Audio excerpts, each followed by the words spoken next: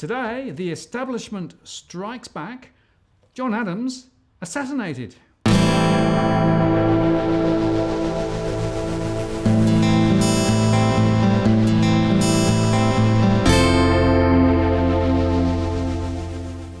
John Adams will be long remembered as that outspoken guy who just wouldn't say no. Welcome to our latest post covering finance and property news and other drama. And today I have John Adams with me. Hello, John. Hello, sir. And we should say we're recording in a thunderstorm, which actually is totally appropriate given today's content. Yes, there are dark clouds over the economy and there are dark clouds over the establishment. Okay. So you've been got at. Yes. So I have a bit of a story to share with the audience. So So obviously I'm extremely busy with doing this show, but also I'm sort of working on a couple of other sort of projects, other few companies. But I did get a phone call about a month ago from what I would call an elite national organisation, member organisation that has a role in trying to advocate and influence public policy. They came to me and said, "Well, we're short-staffed over the next couple of months. Would you be interested in helping the team get through the next couple of months as a consultant?" Because I'm an economist and this was an economic role, I basically said to them, would be happy to consider it, but I said in full transparency, I have a website, I have a lot of views. I sent them the link. I said, I have an ongoing collaboration with Martin North. I work for a gold and silver dealership. I do things with them. These obligations that I have, these commercial interests must continue. So as long as you are comfortable knowing what I have said on the public record, what I will continue to say because of my strong views about the economy, if you're happy for knowing all of this for us to continue, then we can sort of continue the conversation. If these issues are problematic for you and you can't sort of handle these, well then I'm not the right person to help you out. Go find someone else.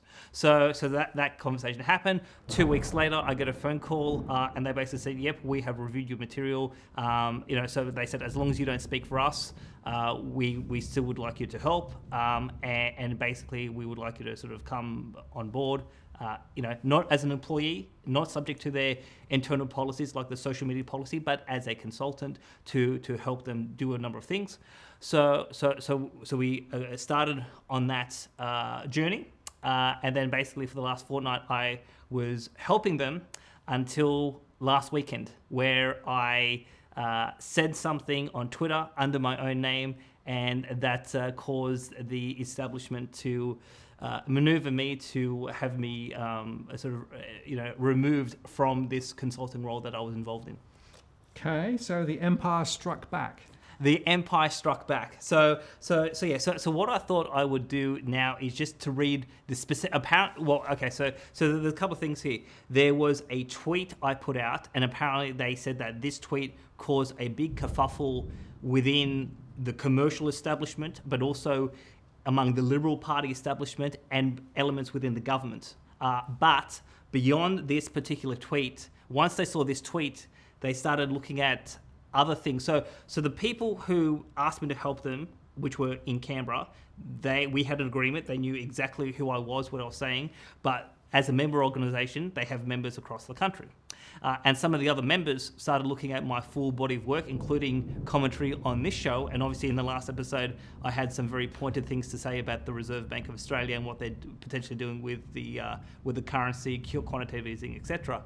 So basically, once these other elements started to see all of this other work that I had been doing, and they realised who I was helping in Canberra, they basically manoeuvred over the weekend and then on Monday and said, well, this person just cannot continue helping even in the capacity of a consultant, and he must be silenced, he must be removed, and that's exactly what happened. But we'll go into a little bit of that story. But just to go to the tweets. So I had, I was very critical of Julie Bishop, the former foreign minister. Over the weekend, she was in Mexico attending the wedding of the Channel 9 host Karl Stevanovic. She is still a member of, even though she's no longer the foreign minister, she is still a member of parliament. She's still being paid at least $200,000. And for me, she is known for wearing very fancy dresses, hanging out with celebrities, and there are massive, in my view, public policy challenges facing the country. So I would hope that members of parliament, rather than flying overseas to attend celebrity weddings, would actually be sort of nose to the grindstone and focusing on the challenges facing the country. So I put out a tweet, and we've got an image here of what the tweet is. So basically, I said, the fact that Julie Bishop MP flew to Mexico to attend Karl Stevanovic's wedding rather than stay and work on the mounting public policy challenges facing Australia explains why Australia is in a mess. Parliamentarians are overpaid, vain, and obsessed with celebrity.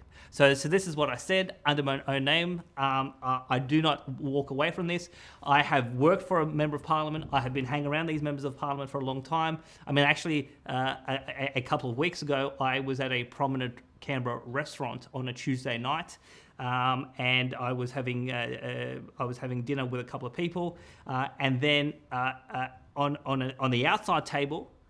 During that Tuesday night, there was at least 15 members of parliament who were from the coalition Liberals, and they were getting very intoxicated. And one MP who is very well known in the public realm walked past my table about 10:30 at night. I called out to that MP. He came and said hello, and he clearly was slurring his words. So for me, when you're getting members of parliament who are not taking their job seriously, they don't read the laws they pass, they're not very focused on the challenges facing the country, and when they're going to celebrity weddings or they're getting drunk on a Tuesday night, and then when you actually went out to the restaurant, there was a long line of chauffeured cars ready to pick up all these MPs to take them back to their accommodation, and who's paying that? It's people like you and me and the viewer. That's what I don't want to pay for this sort of people that get drunk on a Tuesday when they should be actually reading the laws that they pass and actually facing the challenges that the country has. So I think as a citizen, this comment is completely within bounds, but apparently this caused a major issue, but also my other body of work. And I guess what I was told was that elements of the government, people in the Liberal establishment, but in the commercial establishment, basically applied enormous pressure on the chain of command that I was reporting to, and they basically said that that basically these comments are out of bounds. This can't be had. Shut the guy up. So it was put to me on Monday morning. They came to me and said, well, these comments have caused issues. And I said to them, but you knew exactly who I was, what I'm doing. We were fully transparent, because I said to them walking into this, before I even started the role, I said, well, there may be issues around perception. So we need to walk into this situation with our eyes wide open. So if you're comfortable with that, I'm happy to walk with you along that journey. So that's basically what we did. And then because they said, well, we want you to stop saying some things about certain areas. Well, I said, well, but where does this censorship stop? Where does it start? They came back to me in the evening, and they basically said, well, while you remain here, we would like you to basically shut up. And I said, well, you're changing the rules of the game between what we had initially established. So I said, I have an obligation to continue to warn the public about these economic issues and the failure of parliamentarians to actually grasp the issues that are before the country. So I can't continue this role, and the relationship ceased as of Monday of this week. So this is so unfortunate, but it happened, and so this is what I would call my economic assassination. Whereas if you say things that the establishment doesn't want, they will apply overt but also indirect pressure and through social networks to limit what people can say and what they want to say.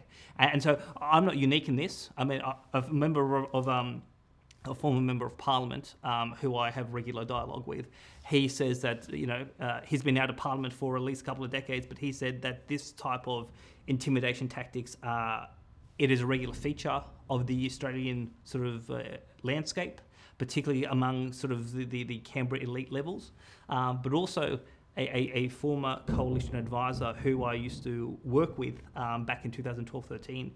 He faced something very similar only in the last couple of years, where he was advocating for a group of Australians about certain topics.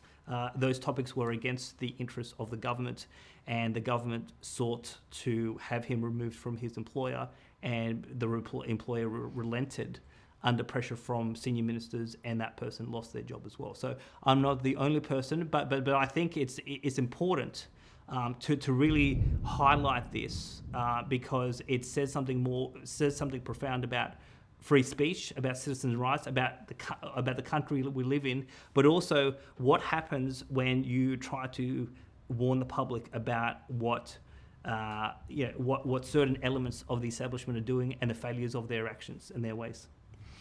Yeah, and we should say that in recognition of your assassination, I am today wearing an armband to commemorate your passing. Yes. John Adams will be long remembered as that outspoken guy who just wouldn't say no. Exactly. Yeah. Exactly. John, I mean, we could take a narrow view of this and just say it was unfortunate, but the fact is, this raises a much broader question, doesn't it? In terms of if there are significant issues, as we keep calling out through the DFA channel, that effectively we know that the government is not effectively handling, and yet there is pressure to stay quiet about this stuff. Yes. Then this is a big deal. So 100% right. So it is a big deal. So I want to share a particular conversation with the audience. Now, I was doing the rounds last week in Parliament, and I won't name the MP, but I would say this MP I would call is a good person.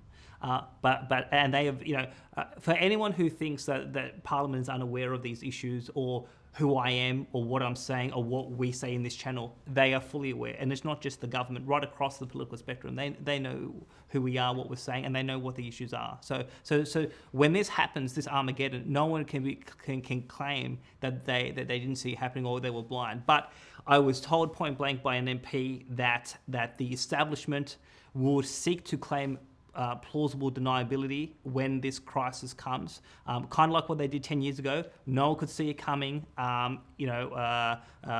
It is unfortunate, but if you've suffered horrific financial loss, or if you wish to cast blame, don't cast blame on the establishment because basically it was just a surprise to everyone. So it was said to me that this is going to be the tactic moving forward into this crisis that we see coming.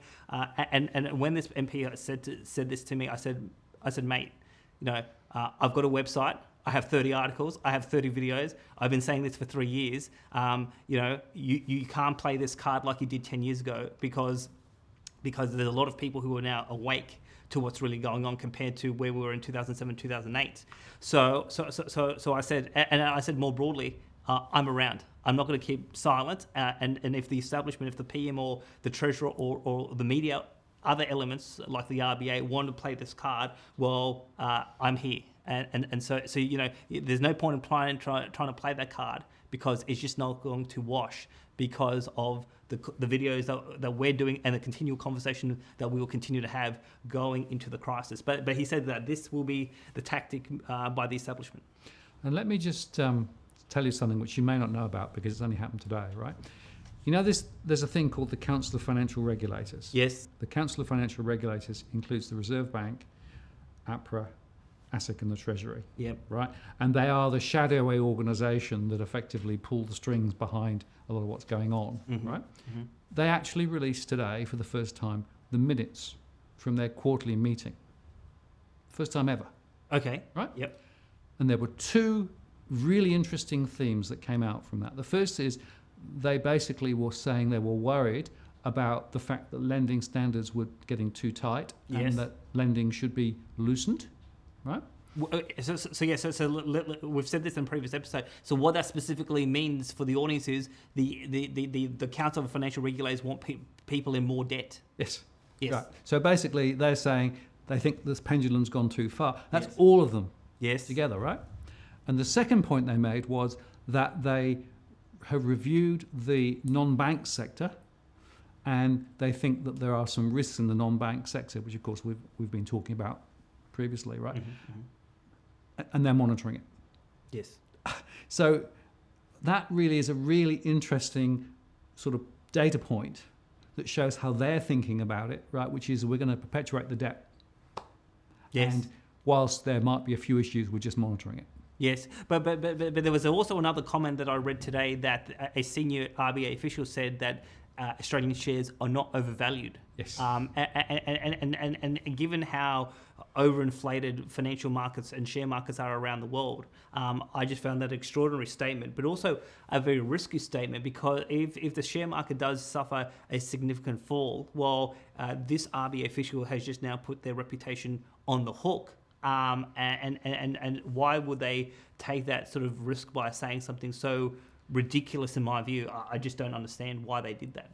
And I think it goes to the broader point that clearly there is a jawboning going on at the moment, right, to try and actually perpetuate the current mode of operation for a bit longer. Yes. Right. Yes. And that's the fundamental agenda that we're cutting across. Yes. When we talk about what we talk about. Indeed. So there was a DFA viewer who got in contact with me in the last 24 hours, and so this person works up in the Pilbara on a mining site, and she had a very interesting conversation with her co-workers in the last 24 hours. And there was a couple of statements that some of the co-workers said that I think are quite profound, and I think it's important that we sort of share with the audience. So they were basically sitting around after work having dinner. They were talking about, obviously miners and people working on mining sites are relatively well paid. They're talking about sort of how they can advance their economic interests and how good the economy is looking and where things are going. So this person who's been watching our channels for many months basically started to voice and say, well, the economy's not really going so well. There's a whole host of risks. There's a debt bubble. There's financial risks, etc. So the reaction among her co-workers was, from what I was told, was quite brutal, quite harsh. She was called a conspiracy theorist. She basically said that she's always looking, she's always trying to be negative. She's not looking at things positively. And then there was a couple of quotes that were put to me, and I thought, wow, thing is like that just underscores how effective the mainstream establishment propaganda is, like with a big chunk of Australians. So I'm just going to call out these quotes. So the first quote was that this was said at a work site, at a work dinner in the Pilbara.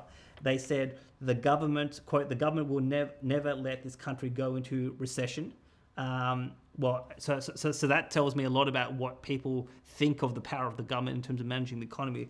But then the other more profound statement is they quote, if that was going to happen, as in economic Armageddon, the government will tell us. Now, I can say categorically, Parliament is fully aware of what's going on, because I have been for the last fortnight talking to a whole host of people in Parliament.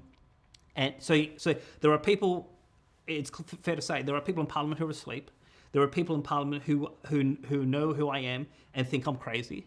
And there's a whole bunch of people in Parliament who know what I'm saying and know what I'm saying is the truth. And we do actually at least have Tim Wilson, the member for Goldstein.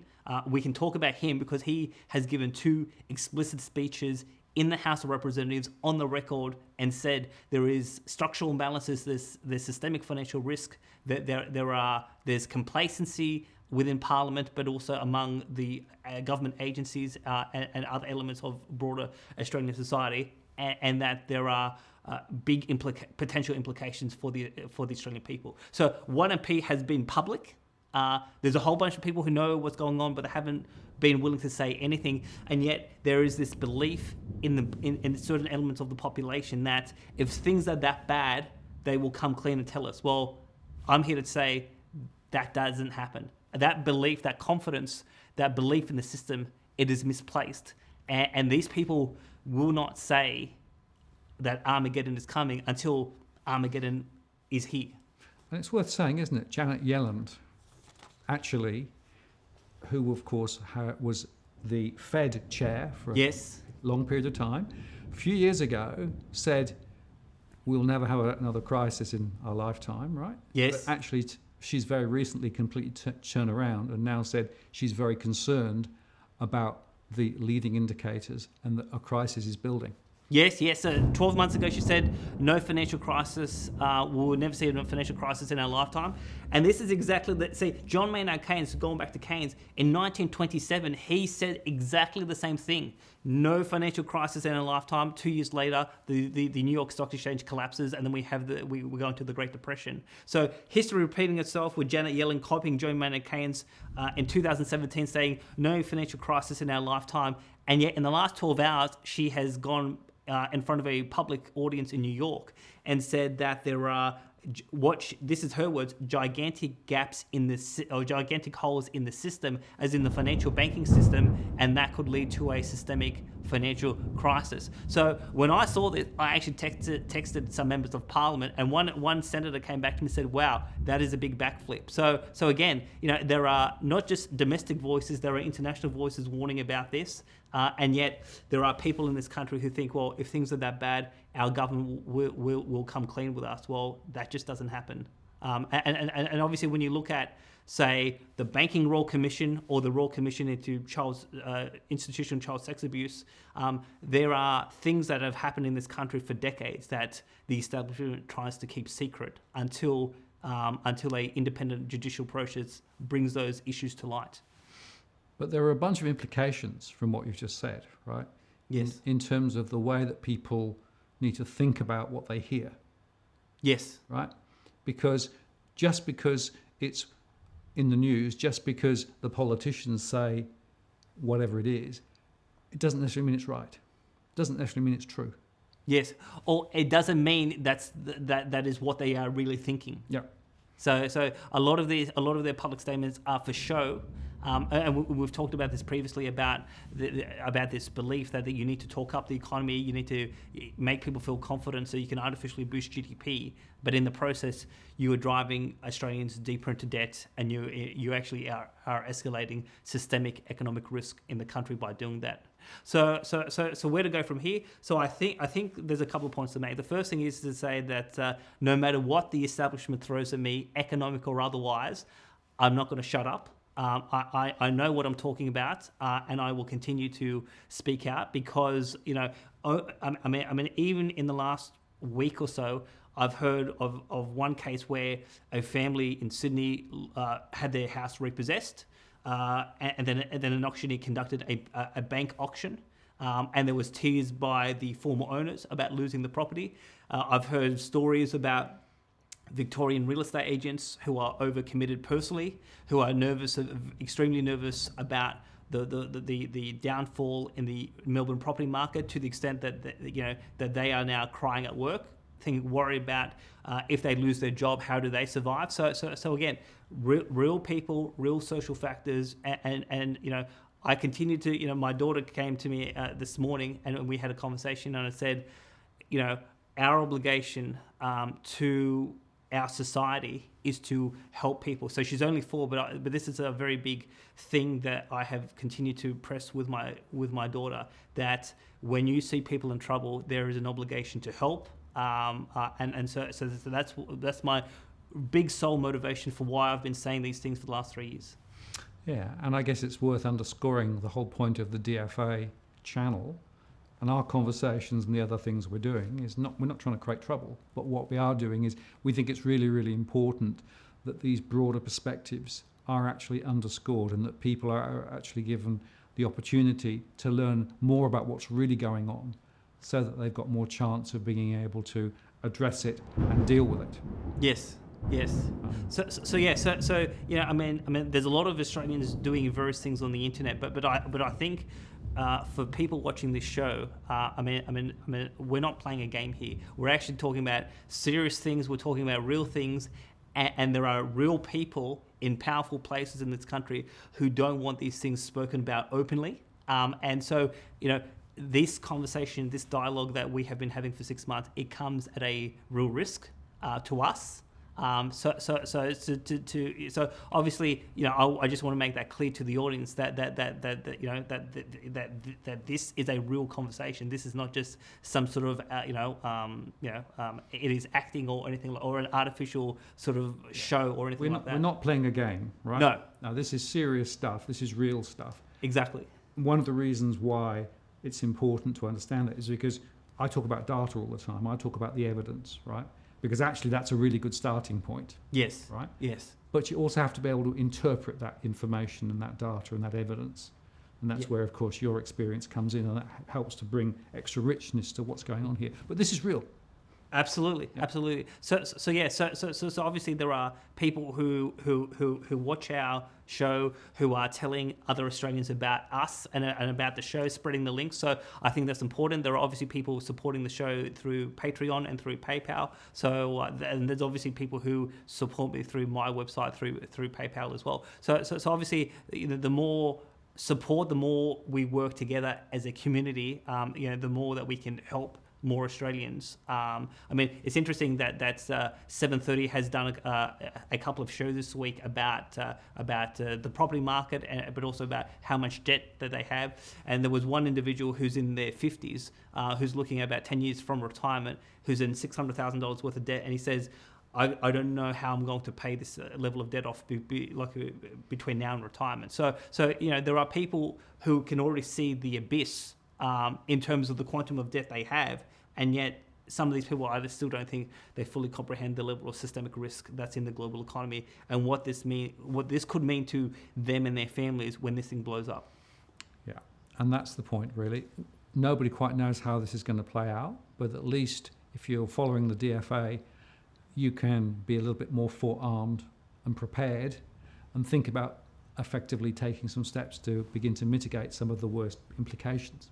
Indeed, and so between now and, you know, going into the next election, but after the election, I think again Australians need to have an open mind. You know, listen to the establishment media if you wish, but obviously think about, well, what are they saying? Why they're saying it? Who are they putting on their shows? And knowing that, you know, there is an agenda there that may not be in the public interest, and that you know, obviously I have long experience in the establishment, so obviously I don't trust the establishment, knowing these people, speaking to these people on a regular basis.